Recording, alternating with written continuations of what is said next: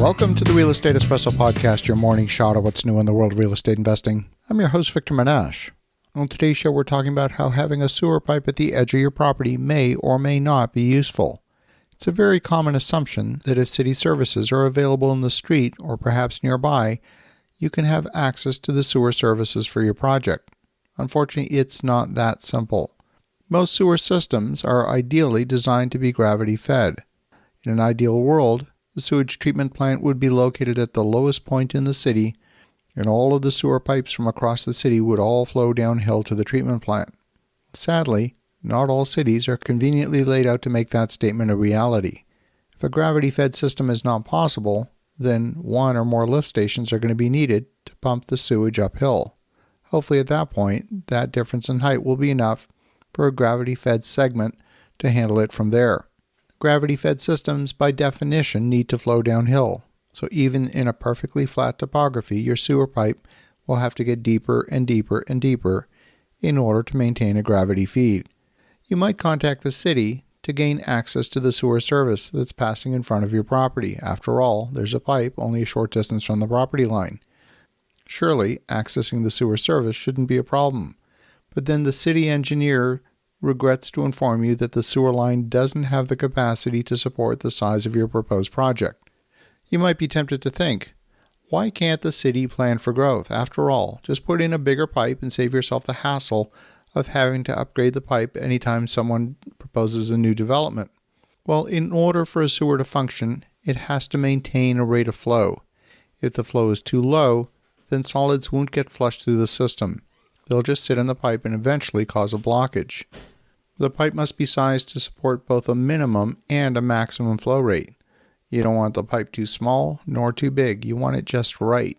So the size of the sewer pipe in a neighborhood is sized to handle the flow of a range of homes in the subdivision, not too few and not too many.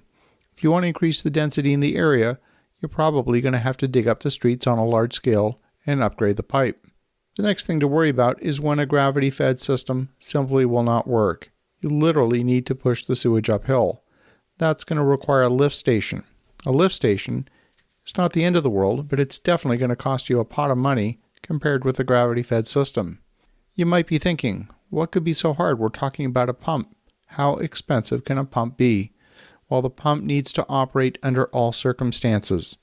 The sewer needs to work in the event of a power outage, in the event of an equipment failure, and it needs to be extremely reliable. The city's not going to want to come out and service all of the lift stations dotting across the city on a regular basis. So the lift station has to have redundancy built in. That means multiple pumps and all of the circuitry to monitor flow, detect failures, and actuate valves to bring a redundant pump into service in the event of a failure. And then the pumps need to have backup power, which is tied into a diesel generator or maybe a natural gas powered generator that will automatically turn on in the event of a power failure and then supply power to the pumps until the electricity is restored. A reasonable sized lift station for a few hundred houses can easily cost $250,000. A larger scale lift station could be double or triple that amount. And finally, once you've convinced yourself that you can design a gravity-fed system and the current pipe has the capacity to handle your project, you need to ensure that the city agrees to give you the allocation of the system that you're looking for.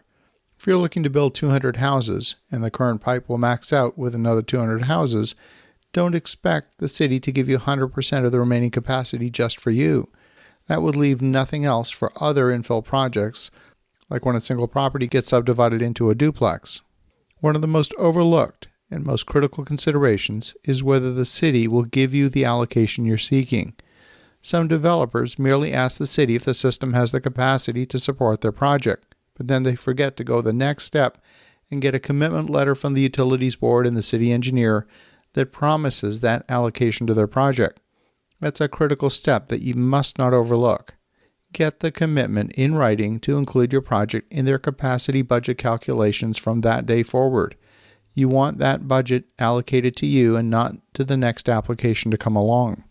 Today's show is a little bit of a deep dive on the considerations associated with sewage connection. As developers, this is something we deal with on most projects, and the constraints are a little counterintuitive to the uninitiated. Sewer, or lack thereof, can represent an existential threat to a new development project. So don't skip steps in your due diligence and make sure you get that allocation letter for both water capacity and sewage capacity. As you think about that, have an awesome rest of your day. Go make some great things happen. We'll talk to you again tomorrow.